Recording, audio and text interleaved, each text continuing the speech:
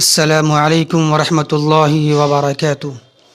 الحمد للہ وکفی وسلام علی عبادہ الذین اصطفی، اما بعد فاعوذ باللہ من الشیطان الرجیم، بسم اللہ الرحمن الرحیم۔ وإلہکم الہ واحد لا الہ الا هو الرحمن الرحیم۔ محترم سامعین کرام و معزز حاضرین مجلس، مختصر خطبہ مسنونہ کے بعد ہم نے سورہ بقرہ کی ایک چھوٹی سی آیت کریمہ کی تلاوت کی ہے، جس میں اللہ تبارک و تعالی بیان فرماتا ہے وَإِلَٰهُكُمْ إِلَٰهٌ وَاحِدٌ لَا إِلَٰهَ إِلَّا هُوَ الرَّحْمَٰنُ الرَّحِيمُ، کہ تمہارا معبود برحق صرف ایک ہی معبود ہے اور اس معبود برحق کے علاوہ کوئی دوسرا معبود نہیں ہے، اور وہی رحمان اور رحیم ہے۔ تو محترم سامعین کرام، آیت کے مناسبت کے لحاظ سے آج ہمارا موضوع ہے توحید کی فضیلت اور شرک کی نحوست اور اس کی قباحت۔ محترم سامعین، توحید کی بڑی فضیلت ہے، بڑا مقام ہے، اور اس کے برخلاف، اس کے برعکس شرک کی بڑی نحوست ہے اور بڑا اس کا گناہ ہے۔ آئیے ذرا ہم دیکھنا چاہیں گے کہ توحید کی فضیلت کیا ہے اور شرک کے نقصانات یعنی اس کی نحوست، اس کی شناعت کیا ہے۔ سب سے پہلے آپ جانیں توحید کسے کہتے ہیں۔ توحید کا معنی ہوتا ہے اللہ کو ایک ماننا۔ اب اللہ کو کس طرح ایک مانا جائے؟ اللہ کو تو سارے لوگ، سارے انسان، بلکہ جناب محمد الرسول اللہ صلی اللہ علیہ وسلم کے زمانے میں کفار و مشرکین بھی اللہ کو ایک مانتے تھے۔ وہ تو ہم میں اور کفار مکہ میں فرق کیا رہ جائے گا؟ جب ہم بھی اللہ کو ایک مانیں بغیر کسی تفصیل کے، بغیر کسی وضاحت کے، اور کفار مکہ بھی اللہ تبارک و تعالیٰ کو ایک مانتے تھے، تو پھر ہم میں اور کفار مکہ میں کیا فرق ہو جائے گا؟ تو اس کی تفصیل ضروری ہے، اس کی تفصیل جاننا، اس کی وضاحت جاننا بہت ضروری ہے۔ تو آئیے میں ذرا اس کی وضاحت کرنا چاہوں گا کہ توحید کی تفصیل کیا ہے۔ تو اللہ تبارک و تعالیٰ کو ماننا ہے اس کی تفصیل کے ساتھ۔ اللہ کو ایک ماننا کیسے ہے؟ اس کی تفصیلات کے ساتھ ماننا ہے۔ اللہ کو ایک ماننے کی 4 صورتیں ہیں، 4 قسمیں ہیں۔ پہلا کیا ہے؟ پہلا ہے توحید فی الذات، اللہ کو ذات کے لحاظ سے ایک ماننا، اکیلا ماننا۔ اللہ تبارک و تعالیٰ ذات کے لحاظ سے ایک ہے، اکیلا ہے، اس کا کوئی شریک نہیں ہے، یعنی کہ اللہ تبارک و تعالیٰ صرف ایک ہے، 2 نہیں، 3 نہیں، جس طرح عیسائی لوگ مانتے ہیں اللہ تبارک و تعالیٰ کو معبود، اور اس کے ساتھ ساتھ عیسیٰ علیہ السلام کو بھی اور اس کی ماں مریم کو بھی معبود مانتے ہیں، تو یہ شرک ہو گیا۔ تو پہلی قسم ہے توحید کی، توحید فی الذات، اللہ تبارک و تعالیٰ کو ذات کے لحاظ سے ایک ماننا، اللہ 2 نہیں ہے، اللہ 3 نہیں ہے، یہ پہلی قسم ہے توحید کی۔ اسی طرح توحید کی دوسری قسم ہے توحید فی اسماء و صفات، یعنی اللہ تبارک و تعالیٰ کے جو اسماء ہیں، جو نیم سے ہیں، جو صفات ہیں، یعنی جو اللہ کے نام ہیں، رحمان، رحیم، ملک، قدوس، جبار، مؤمن، یہ سب اللہ کے نام ہیں، اللہ کے اسماء ہیں۔ اسی طرح اللہ کی صفات کیا ہیں؟ کہ اللہ کے ہاتھ ہیں، اللہ کے قدم ہیں، اللہ کی آنکھیں ہیں۔ اللہ تبارک و تعالیٰ ہر رات آخری پہر میں اترتا ہے پہلے آسمان پر۔ اسی طرح اللہ تبارک و تعالیٰ میدان محشر میں آئے گا حساب کتاب لینے کے لیے، ساری امت کا، سارے بندوں کا، سارے مخلوقات کا۔ اسی طرح اللہ تبارک و تعالیٰ کی صفت یہ ہے کہ اللہ تبارک و تعالیٰ کا چہرہ ہے، اللہ مسکراتا ہے، اللہ ہنستا ہے، سب کیا اللہ کی صفات ہیں۔ اسی طرح اللہ کے نام رحمان، رحیم، ملک، قدوس، عزیز، رحیم، یہ سب اللہ کے نام ہیں، یہ اللہ کی صفات ہیں۔ تو اللہ کے نام جتنے ہیں، اللہ کی صفات جتنی ہیں، ان تمام اسماء میں، ان تمام ناموں میں اور اللہ تبارک و تعالیٰ کی ان تمام صفاتوں میں اللہ کو ایک اکیلا ماننا، اللہ کو اللہ کے نام میں، اللہ کی صفات میں کسی اور کو شریک نہیں ماننا۔ یہ ہے توحید فی اسماء و صفات، اللہ کے نام میں اور اللہ کے صفات میں اللہ کو ایک اکیلا تنہا مانا جائے، اس میں کسی اور کو شریک نہ کیا جائے. یہ ہے توحید کی دوسری قسم. اسی طرح توحید کی تیسری قسم کیا ہے؟ توحید فی الربوبیت، یعنی ربوبیت کے لحاظ سے اللہ ایک ہے، یعنی رب ہونے کے لحاظ سے اللہ تبارک و تعالیٰ ہی تنہا ساری مخلوقات کا رب ہے، یعنی پالنے والا ہے، پالنہار ہے. مطلب یہ ہے کہ جتنی بھی ضروریات کی چیزیں ہیں سب اللہ تبارک و تعالیٰ ہی پورا کرتا ہے. یہ مطلب ہے توحید ربوبیت کا کہ اللہ ہی پالنے والا ہے، اللہ ہی مارنے والا ہے، اللہ ہی جلانے والا ہے، اللہ تبارک و تعالیٰ ہی سب کچھ ضروریات پوری کرنے والا ہے، اللہ تبارک و تعالیٰ ہی اولاد دینے والا ہے، اللہ تبارک و تعالیٰ ہی زندگی دینے والا ہے، اللہ تبارک و تعالیٰ ہی موت دینے والا ہے. یہ کہ توحید فی الربوبیت، یعنی اللہ تبارک و تعالیٰ کے اعمال جو اللہ کے لیے خاص ہیں اللہ کے ساتھ خاص ماننا، اس اعمال کو، اس عمل کو کسی اور کے ساتھ نہیں شریک کرنا، نہیں ماننا. یہ ہے توحید فی الربوبیت. ربوبیت کے لحاظ سے، رب ہونے کے لحاظ سے اللہ ایک اکیلا ہے، تنہا ہے. اسی طرح توحید کی چوتھی قسم ہے توحید الوہیت، یعنی توحید فی العبادات، یعنی عبادات میں تنہا اللہ کو ایک اکیلا مانا جائے. جتنی بھی عبادات کی قسمیں ہیں، جتنی بھی صورتیں ہیں، جتنی بھی شکلیں ہیں، نماز، روزہ، حج، زکوٰۃ، قربانی، تلاوت، ذکر، اذکار، توبہ، استغفار، قیام، رکوع، سجود، طواف، نظر و نیاز، یہ سب کیا ہیں؟ یہ سب عبادات کی صورتیں ہیں، عبادات کی قسمیں، یہ ساری چیزیں ہیں. تو ان تمام عبادات کو تنہا ایک اللہ کے لیے خاص کرنا. ایسا نہیں نماز تو پڑھیں اللہ تبارک و تعالیٰ کے لیے لیکن دعا کریں غیر اللہ سے، اللہ سے بھی دعا کریں اور غیر اللہ سے بھی دعا کریں تو یہ شرک ہو جائے گا. تو جتنی بھی عبادات کی صورتیں ہیں، جتنی بھی قسمیں ہو سکتی ہیں عبادات کی، جس کی عبادات کہا جاتا ہے، ان تمام عبادات کو ایک اللہ کے لیے خاص کیا جائے. اللہ تنہا اللہ تبارک و تعالیٰ ہی تمام عبادتوں کا مستحق ہے، اسی کی عبادت کی جائے گی. تو یہ ہے تفصیل، توحید کو کس طرح مانا جائے، اللہ کو ایک کس طرح مانا جائے. تو یہ ہے اس کی تفصیل. توحید کو اس طرح ماننا ہے آپ کو، توحید فی الذات، ذات کے لحاظ سے اللہ ایک ہے. اسی طرح توحید فی اسماء و صفات، اللہ تبارک و تعالیٰ کے جو نام ہیں، جو صفات ہیں، اس میں تنہا اللہ ہی مستحق ہے. اسی طرح توحید فی الربوبیت، رب ہونے کے لحاظ سے اللہ تبارک و تعالیٰ ایک ہے، تنہا ہے. اسی طرح توحید فی العبادات، تمام عبادتوں میں وہ اکیلا مستحق ہے، اسی کی عبادت کی جائے گی. تو یہ ہے توحید کی 4 صورتیں اور 4 قسمیں. تو اس طریقے سے مجھے اللہ تبارک و تعالیٰ کو ماننا ہے. یہ ہے توحید. اسی طرح آئیں توحید کی فضیلت کیا ہے، توحید کا مقام کیا ہے. تو میرے سامعین، توحید کا بڑا مقام ہے، توحید کی بڑی فضیلت ہے. اس کی سب سے پہلی فضیلت یہ ہے کہ جنت میں دخول، جنت میں داخلہ، آخر کار جنت میں داخلہ ہونا ہی ہونا ہے.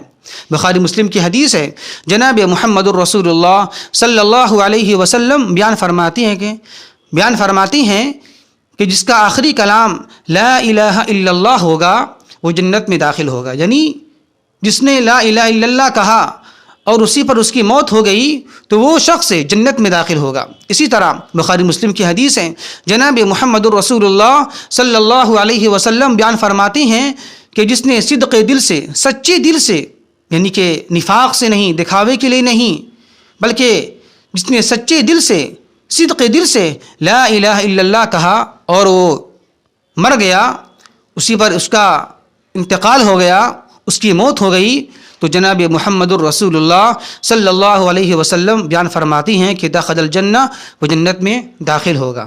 گرچہ وہ گناہ کرے لیکن آخری ٹھکانہ، آخری جگہ اس کی جنت ہی ہوگی، جہنم نہیں ہوگی. تو یہ ہے توحید کی پہلی فضیلت کہ توحید جنت میں دخول کا ذریعہ ہے. اسی طرح توحید کی دوسری فضیلت یہ ہے کہ نبی کی شفاعت کا نصیب ہونا. جو لوگ موحد ہوں گے، جو اہل ایمان ہوں گے، جس کے دل میں ذرہ برابر بھی توحید ہوگی، ایمان ہوگی، تو اگر وہ انہوں نے گناہ بھی کیا ہوگا تو اگر اللہ تبارک و تعالیٰ اسے جہنم میں ڈال دے گا تو اللہ کے نبی صلی اللہ علیہ وسلم گناہگار کے لیے، یعنی جو موحد مسلمان ہوں گے، جو اہل ایمان مسلمان ہوں گے، اگر ان سے گناہ ہو گیا ہوگا تو اللہ کے نبی صلی اللہ علیہ وسلم ان گناہوں اہل کبائر کے لیے، یعنی توحید موحدین جو گناہ گار ہوں گے، اللہ کے نبی اس کی شفاعت کریں گے اللہ تبارک و تعالیٰ سے، اور شفاعت کے ذریعے اللہ انہیں نکالنے کی اجازت دے گا اور نبی کی شفاعت کے ذریعے سے انہیں جہنم سے نکال دیا جائے گا اور جنت میں داخلہ کر دیا جائے گا۔ یہ شفاعت نصیب ان لوگوں کی ہوگی جو توحید پرست ہیں، جو اہل توحید ہیں، جو اہل ایمان ہیں، لیکن شرط یہ ہے کہ اس کے توحید میں شرک ذرہ برابر بھی نہیں ہونا چاہیے۔ تو توحید کی دوسری فضیلت یہ ہے کہ جناب محمد الرسول اللہ صلی اللہ علیہ وسلم موحدین جو گنہگار ہوں گے اس کی شفاعت کریں گے، اور شفاعت کے ذریعے سے اللہ تبارک و تعالیٰ انہیں جہنم سے نکال کر جنت میں داخلہ کر دے گا۔ تو یہ ہے توحید کی دوسری فضیلت۔ اسی طرح توحید کی تیسری فضیلت یہ ہے کہ توحید کی وجہ سے اللہ تبارک و تعالیٰ اگر چاہے تو اللہ تبارک و تعالیٰ تمام گناہوں کو معاف کر سکتا ہے، اگر وہ چاہے تب۔ جیسا کہ اللہ تبارک و تعالیٰ قرآن مجید کے اندر بیان فرماتا ہے سورہ نساء میں، ان اللہ لا یغفر ان یشرک بہ ویغفر ما دون ذلک لمن یشاء، کہ بے شک اللہ تبارک و تعالیٰ شرک کو معاف نہیں کرے گا، اور شرک کے علاوہ جتنی بھی گناہ ہیں اگر وہ چاہے تو معاف کر دے، اگر وہ چاہے تو بخش دے۔ تو دیکھیں آپ، شرک کے علاوہ جتنے بھی گناہ ہیں، چاہے وہ صغیرہ گناہ ہو یا کبیرہ گناہ ہو، اگر اللہ تبارک و تعالیٰ چاہے تو اس کی معافی کر سکتا ہے، اس کی بخشش کر سکتا ہے۔ یہ توحید کی فضیلت ہے، یہ توحید کا مقام ہے۔ اسی طرح ایک ترمذی کتاب الدعوات کی ایک حدیث قدسی ہے، اللہ کے نبی صلی اللہ علیہ وسلم بیان فرماتے ہیں کہ اللہ تبارک و تعالیٰ بیان فرماتا ہے، یہ حدیث قدسی ہے، کیا اللہ کہتا ہے، اے ابن آدم، اے اولاد آدم، اے میرے بندے، اگر تو مجھ سے دعا مانگتا رہے، تو مجھے پکارتا رہے اور تو مجھ سے امیدیں باندھتا رہے، امیدیں وابستہ کرتا رہے، تو میں تیری گناہوں کو معاف کر دوں گا، میں تیری گناہوں کو بخشے دوں گا، اور مجھے کوئی پرواہ نہیں ہے۔ اسی طرح اللہ تبارک و تعالیٰ کہتا ہے، اے میرے بندے، اے اولاد آدم، اگر تو گناہ کر لے اور اتنا گناہ کر لے، اتنا گناہ کر لے کہ تیرے گناہ آسمان تک پہنچ جائیں، پھر تو مجھ سے توبہ کرے، معافی طلب کرے، تو میں تجھے معاف کر دوں گا، بخش دوں گا، اور مجھے کوئی پرواہ نہیں ہے، کوئی مطلب نہیں ہے، میں جو کروں میں معاف کر دوں، مجھے کوئی پرواہ نہیں ہے، کوئی مطلب نہیں ہے۔ اسی طرح اللہ تبارک و تعالیٰ کہتا ہے، اے ابن آدم، اے اولاد آدم، اگر تو مجھ سے ملاقات کرے، یعنی مرنے کے بعد میرے پاس آئے، اس حال میں کہ زمین بھر تو گناہ لے کر آئے، زمین بھر کے تو گناہ لے کر آئے، اور لیکن شرط یہ ہے کہ تو میرے ساتھ کسی کو شریک نہ کیا ہو، تو اے میرے بندے، اتنا ہی مغفرت کے ساتھ، اتنا ہی بخشش کے ساتھ میں تمہاری ملوں، میں تم سے ملاقات کروں گا، میں تم سے ملوں گا۔ تو یہ ہے توحید کا مقام، یہ ہے توحید کی فضیلت۔ اللہ تبارک و تعالیٰ یہ کہہ رہا ہے کہ اے میرے بندے، اگر تو زمین بھر کے بھی گناہ لے کر آئے گا، اگر تیرے گناہ آسمان کی بلندیوں تک پہنچ جائیں، لیکن اگر تو میری ذات میں، میری صفات میں کسی کو شریک نہیں کرے گا، میں تیری سارے گناہوں کو معاف کر دوں گا، بخش دوں گا۔ یہ اللہ کی مرضی ہے۔ اسی طرح اس حدیث قدسی سے یہ بات معلوم ہوتی ہے، اگر ایک انسان پوری زندگی شرک کفر میں جیتا رہے اور آخری وقت میں وہ توبہ کر لے اللہ تبارک و تعالیٰ سے، تو اللہ تبارک و تعالیٰ اس کے گناہوں کو معاف کر دے گا، بخش دے گا۔ یہ توحید کی فضیلت ہے، یہ توحید کا مقام ہے۔ اسی طرح اس میں اس بات کا بھی اشارہ موجود ہے کہ جو شخص پوری زندگی گناہ کرتا رہے، یعنی توحید کے بعد بھی، توحید لانے کے بعد بھی توحید اس کے اندر موجود ہے، لیکن پھر بھی گناہ کرتا رہے، اور وہ بڑے بڑے گناہ کرے اور توبہ کیے بغیر وہ مر جائے، اس کی موت ہو جائے، تو اگر اللہ چاہے تو، اللہ کی مشیت میں اب ہے، اگر اللہ چاہے تو اللہ تبارک و تعالیٰ اس کی تمام گناہوں کو معاف کر سکتا ہے، بڑے بڑے گناہوں کو، کبیرہ گناہوں کو اللہ تبارک و تعالیٰ اگر چاہے، اس کی مرضی ہو، اس کی مشیت ہو، تو معاف کر سکتا ہے۔ یہ ہے توحید کا مقام، یہ ہے توحید کی فضیلت۔ اگر نہیں چاہے اللہ تبارک و تعالیٰ، دونوں ہو سکتا ہے، اگر چاہے اللہ تبارک و تعالیٰ تو عذاب بھی دے دے، اور عذاب دینے کے بعد تب جنت میں داخل کرے، اور اگر اللہ چاہے تو بغیر عذاب دیے اللہ تبارک و تعالیٰ جنت میں داخلہ کر دے۔ یہ ہے توحید کا مقام، یہ ہے توحید کی فضیلت کہ ایک انسان صرف توحید کو مان لے، ایمان کو مان لے، اور سارے گناہ کرتا رہے وہ، تو اگر وہ بغیر توبہ کے بھی مر جائے گا، تو اگر اللہ کی مشیت ہوگی تو اللہ تبارک و تعالیٰ توحید کی برکت سے، توحید کی فضیلت سے اللہ تبارک و تعالیٰ اس کے سارے گناہوں کو معاف کر کے اسے جنت میں داخلہ کر دے گا۔ الحمدللہ یہ ہے توحید کی برکت، اور یہ توحید کی فضیلت، اور یہ توحید کا مقام۔ اسی طرح توحید کی چوتھی فضیلت یہ ہے کہ نیک اعمال کا قبول کیا جانا۔ دیکھیے آپ محترم سامعین، شرک کی موجودگی میں اگر آپ لاکھ نیکیاں کر لیں، نمازیں پڑھ لیں، روزے رکھ لیں، زکوٰۃ دے لیں، لیکن اگر آپ کا عقیدہ درست نہیں ہے، آپ کا ایمان درست نہیں ہے، آپ کی توحید میں کمی ہے، نقص ہے، تو اللہ تبارک و تعالیٰ آپ کے سارے اعمال کو رائگاں کر دے گا، بیکار کر دے گا، اس کی قبولیت نہیں ہوگی۔ اللہ تبارک و تعالیٰ کے یہاں اس نماز کی، اس روزے کی، اس اخلاق کی، اس صلہ رحمی کی کوئی فضیلت، کوئی مقام نہیں دیا جائے گا۔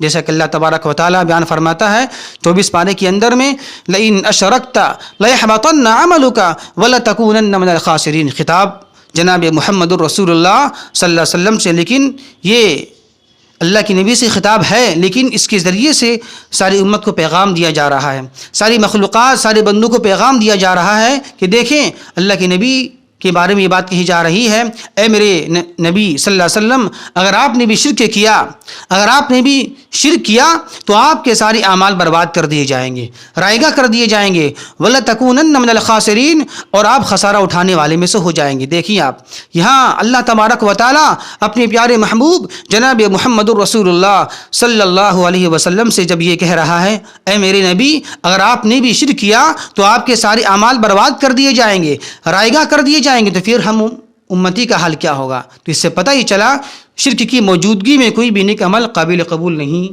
ہوتا ہے۔ لیکن ہاں اگر آپ نے توحید کو اپنا لیا، توحید کو مان لیا، تو اللہ تبارک و تعالیٰ توحید کی فضیلت کی وجہ سے، توحید کی برکت کی وجہ سے اللہ آپ کے ایک نیکی کو 10 نیکی بنا دے گا، بلکہ 700 گنا تک نیکی کو اللہ پہنچا دے گا، اور اللہ تبارک و تعالیٰ اس کا اجر، اس کا بدلہ ڈبل آپ کو دے گا۔ کیوں؟ توحید کی فضیلت کی وجہ سے، توحید کا مقام اور توحید کی برکت کی وجہ سے۔ تو یہ ہے توحید کی فضیلت اور یہ ہے توحید کا مقام کہ اللہ تبارک و تعالیٰ توحید کی برکت کی وجہ سے، توحید کی فضیلت کی وجہ سے اللہ تبارک و تعالیٰ نیک اعمال قبول کر لیتا ہے۔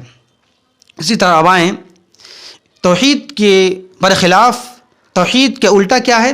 شرک۔ شرک کا معنی کیا ہوتا ہے؟ شرک کا معنی ہوتا ہے شریک ہونا، ساتھ مل جانا، ساجھیدار، شامل ہو جانا، یہ ہے شرک کا معنی۔ اور شریعت میں شرک کا معنی کیا ہے؟ جب اسلام کے اندر یہ بات بولی جائے شرک ہے تو اس کا مطلب کیا ہوتا ہے؟ تو اس کا مطلب یہ ہوتا ہے کہ اللہ کی ذات میں، اللہ کی صفات میں، اللہ کے اسماء میں، اللہ کی عبادات میں، اللہ کی ربوبیت میں شرک کیا جائے، یہ ہے شرک کا معنی۔ تو شرک کی 4 قسمیں ہیں، جس طرح توحید کی 4 قسمیں تھیں اسی طرح شرک کی بھی 4 قسمیں ہیں۔ کیا ہے وہ؟ پہلا کیا ہے؟ شرک فی الذات، یعنی اللہ کو ذات کے لحاظ سے شریک ماننا۔ مطلب یہ ہے کہ اللہ کے ساتھ بھی کوئی اور ہے جو معبود ہے، جو الہ ہے۔ جیسے عیسائی مانتے ہیں اللہ بھی معبود ہے، اور اللہ کے ساتھ ساتھ عیسیٰ علیہ السلام اور اس کی ماں مریم یہ بھی معبود ہے، قرآن میں موجود ہے۔ تو یہ ہے شرک فی الذات، اللہ کی ذات میں شریک ماننا کسی اور کو، یہ شرک ہے۔ اسی طرح شرک کی دوسری قسم کیا ہے؟ شرک فی اسماء و صفات، یعنی کہ اللہ کے جو اسماء ہیں، جو نام ہیں، ابھی ہم نے وضاحت کیا اسماء اور صفات کے تعلق سے کہ جتنے بھی اللہ کی اسماء ہیں، صفات ہیں، ان تمام اسماء میں، ان تمام صفات میں، یا کسی بھی ایک نام میں یا کسی بھی ایک صفت میں اللہ کے ساتھ کسی اور کو شریک ماننا، یہ ہے شرک فی اسماء و صفات۔ تو ایسا نہیں ہونا چاہیے، اللہ کو ایک اکیلا تنہا اسماء میں، صفات میں اکیلا مانا جائے۔ اگر اس کے برخلاف الٹا کریں گے ہم، اللہ کے ساتھ ساتھ اللہ کے نام کو کسی اور میں شامل کریں گے ہم، یا اس کو سمجھیں گے ہم، تو یہ ہے شرک فی اسماء و صفات، اللہ کے اسماء اور صفات میں شریک کرنا۔ اسی طرح شرک کی تیسری قسم کیا ہے؟ شرک فی العبادات، یعنی عبادات، جتنی بھی عبادات کی صورتیں ہیں، قسمیں ہیں، شکلیں ہیں، نماز، روزہ ہے، حج ہے، زکوٰۃ ہے، قربانی ہے، تلاوت قرآن ہے، ذکر الہی ہے، توبہ ہے، قیام ہے، رکوع ہے، سجود ہے، طواف ہے، نذر و نیاز ہے، ان تمام چیزوں میں یا ان چیزوں میں سے کسی ایک میں بھی کسی اور کو شریک مان لینا، یہ ہے شرک فی العبادات۔ عبادات میں کسی اور کو اللہ کے ساتھ ساتھ کسی اور کو بھی شریک مان لینا، یہ شرک فی العبادات ہے۔ اسی طرح شرک کی چوتھی قسم کیا ہے؟ شرک فی الربوبیت یعنی رب ہونے کے، اللہ جو ایک رب ہے اس رب میں کسی اور کو شریک مان لینا۔ رب مانے پالنہار، پالنے والا، ہر چیز کو مہیا کرنے والا، ہر چیز کو دینے والا۔ تو اللہ کے ساتھ ساتھ ہم یہ صفت کسی اور کے اندر بھی مان لیں تو یہ کیا ہے؟ اس کا نام کیا ہوگا؟ شرک فی الربوبیت۔ تو یہ شرک ہے۔ تو محترم سامعین، مختصر میں آپ نے یہ جانا اور یہ سمجھا کہ یہ شرک کیا ہے اور توحید کیا ہے۔ ہمیں چاہیے کہ ہم توحید کی فضیلت کو سمجھیں اور توحید کا جو مقام ہے اس کو سمجھیں اور اس کو اپنائیں اور اس کی دعوت دیں۔ اور شرک جو سب سے بڑا گناہ ہے، سب سے بڑا، اس دنیا میں سب سے بڑا گناہ ہے، اگر ہم نے توبہ نہیں کیا شرک سے، یوں ہی دنیا سے چلے گئے تو اس کی معافی کبھی بھی ہونے والی نہیں، اس کی معافی کبھی بھی ہونے والی نہیں ہے، اور شرک کرنے والا ہمیشہ ہمیشہ جہنم میں رہے گا۔ تو اتنا بڑا جرم ہے، اتنا بڑا گناہ ہے۔ آج آپ دیکھ لیں محترم سامعین، آج مسلمانوں کی اکثریت کا حال یہ ہے، وہ شرک میں جی رہے ہیں، جانے میں یا انجانے طور پر، لیکن وہ شرک کر رہے ہیں۔ مزار پرستی، قبر پرستی، تعزیہ پرستی، پیر پرستی، تقلید، کیا ہے یہ؟ تقلید پرستی، یہ کیا؟ یہ شرک ہے یہ۔ تو ہمیں چاہیے کہ ہم امت محمدیہ کو شرک کے دلدل سے نکالیں، شرک سے گناہوں سے نکالیں، انہیں دعوت دیں کہ توحید کی فضیلت کو، توحید کا مقام کو سمجھائیں، اور شرک کی جو قباحتیں ہیں، جو نحوستیں ہیں، جو نقصانات ہیں، اس سے آگاہ کریں۔ اللہ سے دعا ہے کہ اللہ تبارک و تعالی ہمیں صحیح سمجھ کی توفیق عطا فرمائے۔ وما توفیقی الا باللہ۔ السلام علیکم ورحمۃ اللہ وبرکاتہ۔